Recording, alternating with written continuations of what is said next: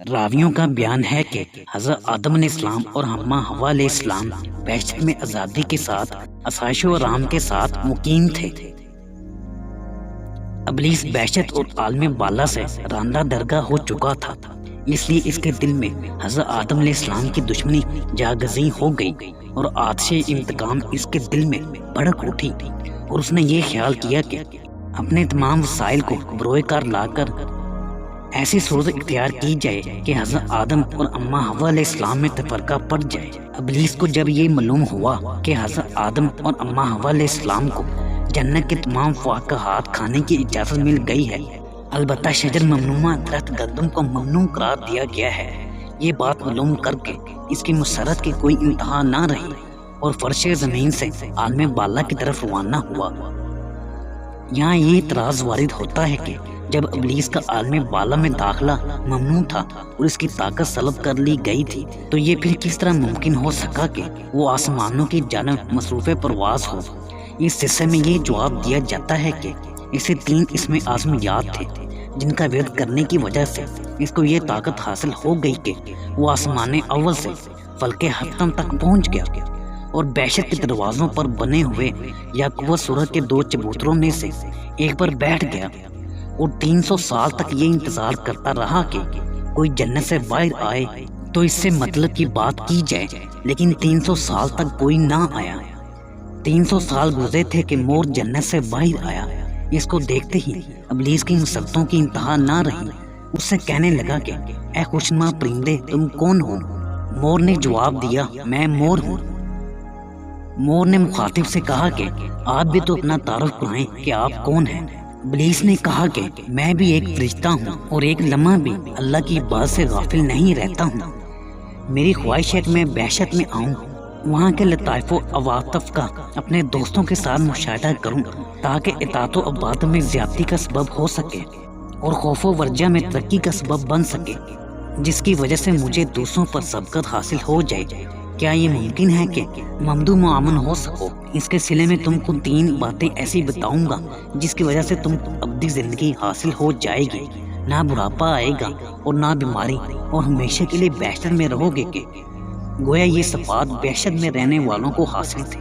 مور شیطان کے دھوکے میں آ گیا، لیکن مور نے شیطان سے معلوم کیا کہ تم صحیح بات کہہ رہے ہو۔ شیطان نے کہا کہ بالکل درست، بلکہ اپنی بات کی قسم کے ساتھ تصدیق کی۔ اس طرح مور کو شیطان نے دھوکے اور لالچ میں ڈال دیا۔ مور نے شیطان سے کہا کہ میرے اندر یہ طاقت نہیں ہے کہ میں تجھ کو جنت میں لے جا سکوں، لیکن ایک سام میرا دوست ہے، شاید وہ اس سلسلے میں تمہاری مدد کر سکے، لہٰذا میں اس کو بلاتا ہوں۔ شیطان سے یہ بات کر کے مور سانپ کے پاس آیا، اس کو تمام باتیں بتا کر شیطان کی مدد پر آمادہ کر لیا، اور یہ دونوں شیطان کے پاس آئے۔ شیطان نے سانپ سے طویل گفتگو کی اور اس سے اپنے پرانے روابط کا ذکر کیا، جس سے سانپ بہت متاثر ہوا اور شیطان سے کہنے لگا کہ رضوان اور جنتی فرشتوں کی موجودگی میں تم کو جنت میں کس طرح لے جا سکتا ہوں؟ ابلیس نے کہا کہ اس طرح ممکن ہے کہ تو اپنا منہ کھول دے، میں تیرے منہ میں داخل ہو جاؤں گا اور اس طرح تو مجھے جنت میں جہاں میں جاؤں چھوڑ دینا۔ الغرض شیطان کی طریق پر سانپ اپنے منہ میں چھپا کر اس کو جنت میں لے آیا اور اگل دیا۔ بعض نے لکھا ہے کہ شیطان جنت میں سانپ کی دم کی جانب سے باہر آیا۔ بعض لوگوں نے کہا ہے کہ شیطان کا ایک قدم ابھی سانپ کے منہ ہی میں تھا کہ اس نے کہا کہ مجھے شجر ممنوعہ کے قریب لے جا کر چھوڑ دو۔ اس طرح سانپ نے اس کو درخت گندم کے پاس لے جا کر چھوڑ دیا۔ اس نے اتفاق کے جنت کے نگہ بانوں کو فوراً یہ اطلاع مل گئی کہ شیطان جنت میں داخل ہو گیا ہے، لہٰذا انہوں نے اس کو نکالنے کی تدابیریں سوچی، لیکن حکم ربی ہوا کہ فی الحال اس کام میں عجلت نہ کی جائے، کیونکہ اس زمن میں بہت سی مصلحتیں اور اسرار پوشیدہ ہیں۔ الغرض جب ابلیس اپنے قیام جنت پر مطمئن ہو گیا تو محبت و اتفاق کے طور پر حضرت آدم علیہ السلام اور اماں حوا علیہ السلام کے پاس آیا اور محبت و عقیدت کے اظہار میں رونے لگا۔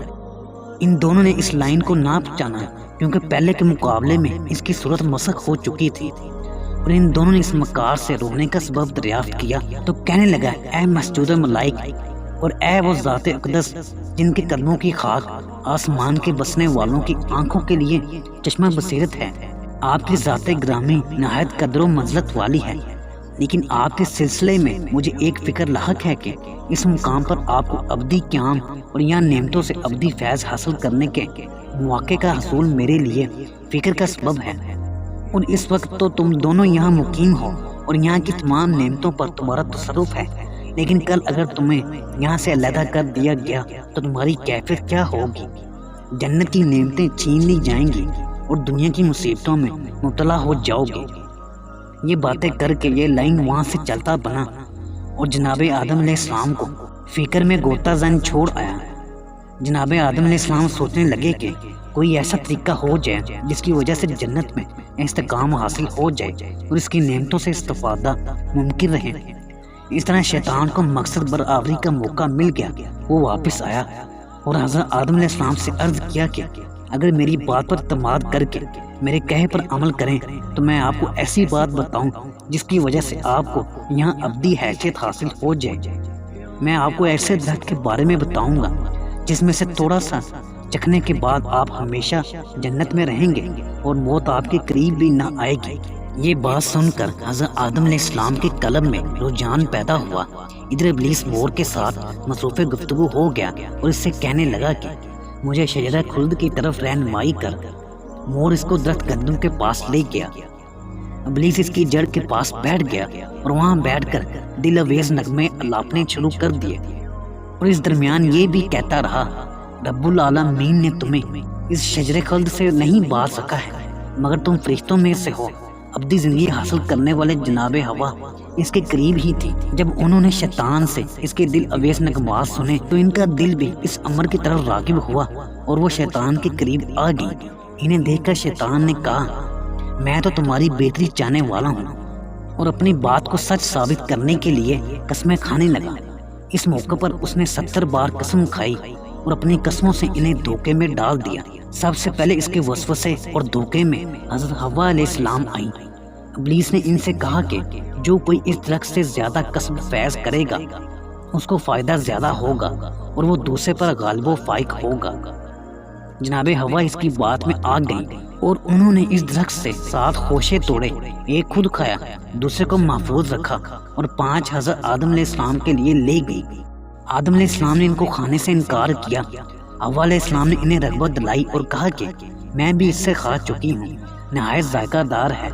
کہا گیا ہے کہ اس دن گھیوں کی حیثیت بدلی ہوئی تھی، وہ شہد سے زیادہ شیریں، دودھ سے زیادہ سفید اور مکھن سے زیادہ نرم تھا۔ حضرت آدم علیہ السلام نے جناب حوا علیہ السلام کو ملامت کی کہ تم نے اس کو کیوں کھایا، احکام الہی کو فراموش کیا، تم اللہ کے قہر و غضب سے نہیں ڈرتی اور اس کے احکام کی اطاعت سے روگردانی کرتی ہو۔ حوا علیہ السلام نے کہا کہ رحمت الہی فراوان اور اس کی مغفرت بے پایا ہے۔ یہاں ایک اور روایت یہ بھی بیان کی گئی ہے کہ ابھی آدم علیہ السلام اس دھوکے میں نہ آئے تھے۔ جناب حوا علیہ السلام گئیں اور ایک جام جنتی شراب کا لا کر حضرت آدم علیہ السلام کو دیا، جس کو پینے کے بعد وہ عہد الہی ان کے دل میں چھپ گیا، چونکہ ابتدائی شراب سے ہوئی جو غفلت لانے والی ہے، اور خمار شکن بہشتی شراب نے خلاف معمول کام کیا اور بھول کی مٹھاس نے اس پر مزید اثر کیا۔ ان کی عقلی صلاحیتوں پر پردے پڑ گئے اور ابو البشر آدم علیہ السلام غافل ہو گئے اور نسیانی مادہ غالب آ گیا۔ قرآن کریم فرماتا ہے جناب حوا علیہ السلام نے لقمہ بنا کر حضرت آدم علیہ السلام کے منہ میں رکھ دیا، جس کا ذائقہ انہیں بہت اچھا معلوم ہوا۔ ابھی یہ لقمہ پیٹ تک نہ آیا تھا کہ جنتی لباس ان کے جسم سے اتر گیا۔ الغرض جب ان کے سروں سے جنتی تاج پرندوں کی طرح اڑ گئے اور جناب جبرائیل علیہ السلام بھی ان کی خدمت گزاری سے ہٹ گئے، اور ان دونوں یعنی حضرت آدم علیہ السلام اور اماں حوا علیہ السلام نے ایک دوسرے کو برنا دیکھا تو فرتے ندامت سے بھاگنے لگے، اور جس درخت کے پاس چھپنے کے لیے جاتے وہ ان سے الگ ہو جاتا۔ لیکن اس بھاگ دوڑ میں آدم علیہ السلام کے بال اناب کے درخت کی شاخوں میں الجھ گئے۔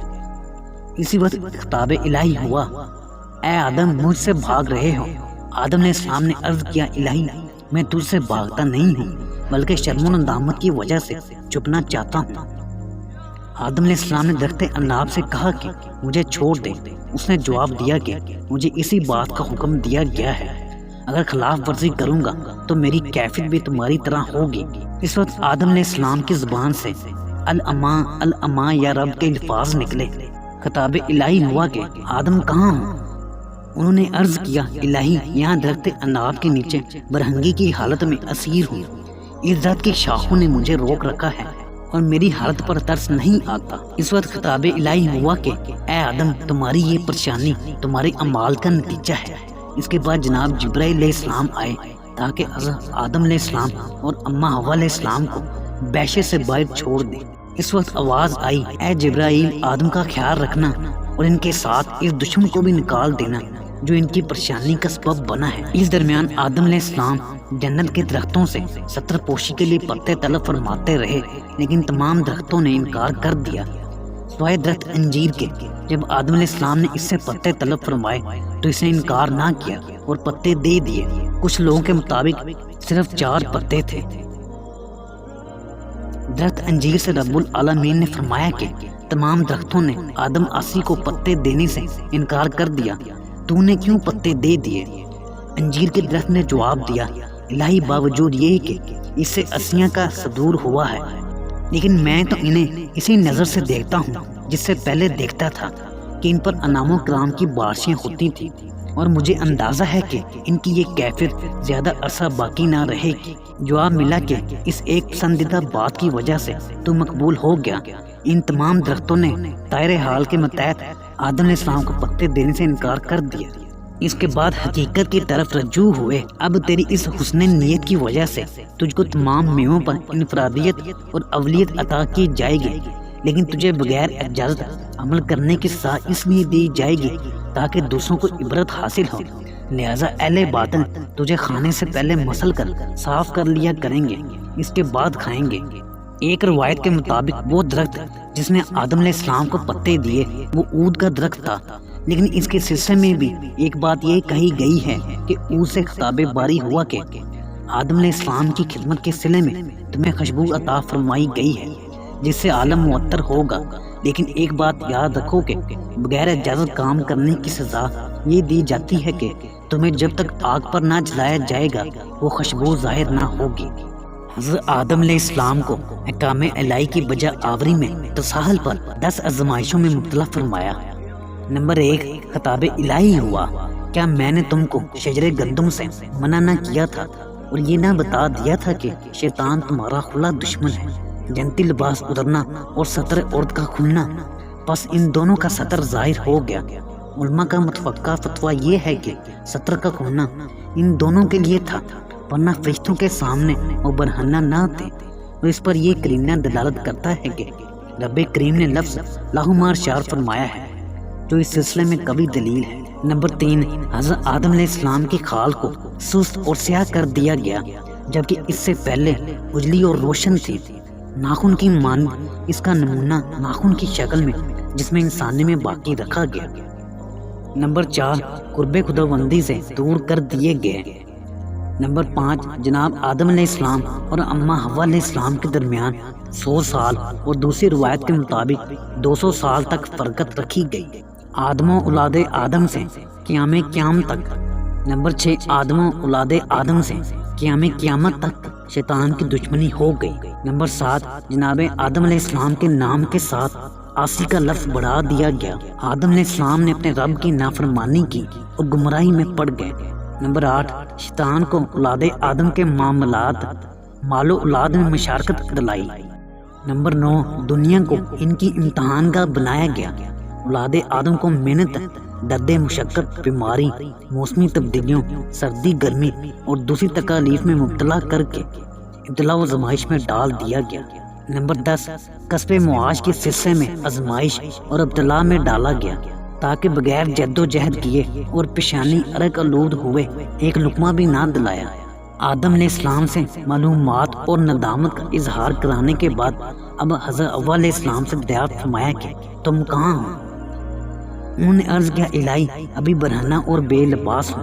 خطاب الہی ہوا کہ سب کچھ اس لغزش کی وجہ سے ہے جو تم سے سرزد ہوئی ہے۔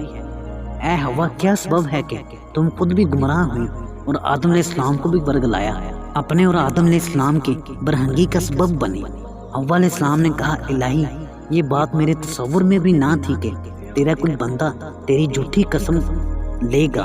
حکم الہی ہوا کہ بحشت سے باہر آؤ، میں تمہیں 15 عقوبتوں میں مبتلا کروں گا، اور یہ سزا نہ صرف تمہارے لیے ہوگی بلکہ تمہاری اولاد کو بھی بھگتنی ہوگی۔ حضرت حوا علیہ السلام کی غلطی تمام عورتوں کی کمزوری کا باعث بنی۔ نمبر 1، نجاست تمہارے شکم و شرمگاہ میں رکھ دی گئی جو حیض و نفاس کے خون کی شکل میں ظاہر ہوگی۔ نمبر 2، 9 ماہ حمل کا بوجھ باندھے رکھنا۔ نمبر 3، ولادت کے ہر موقع پر موت کا مزہ چکھنا۔ نمبر 4، عدت کی مشقت برداشت کرنا۔ نمبر 5، شوہروں کا محکوم ہونا۔ نمبر 6، طلاق کے جملہ امور کا اختیار شوہروں کے پاس ہونا۔ نمبر 7، وراثت میں مردوں کے مقابلے میں نصف حصہ ملنا۔ نمبر 8، گواہی میں مردوں کے مقابلے میں آدھی حیثیت کا ہونا۔ نمبر 9، عقل میں کم ہونا۔ نمبر 10، دین میں کم ہونا۔ نمبر 11، تحیط و اسلام سے محرومی۔ نمبر 12، جمعہ کی حاضری اور جماعت کے اجر سے محرومی۔ نمبر 13، پیغمبری کے اعزاز سے محرومی۔ نمبر 14، بادشاہی سلطنت حکومت سے محرومی۔ نمبر 15، جہاد سے محرومی اور بغیر محرم کے سفر پر پابندی۔ شیطان کی سزا۔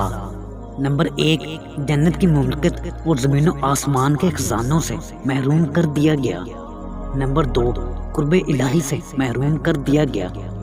نمبر 3، پہلے فرشتہ مقرب تھا، پھر اس کی صورت مسخ کر کے شیطان رجیم بنا دیا گیا۔ نمبر 4، اس کا نام عزازیل سے تبدیل کر کے ابلیس رکھ دیا گیا۔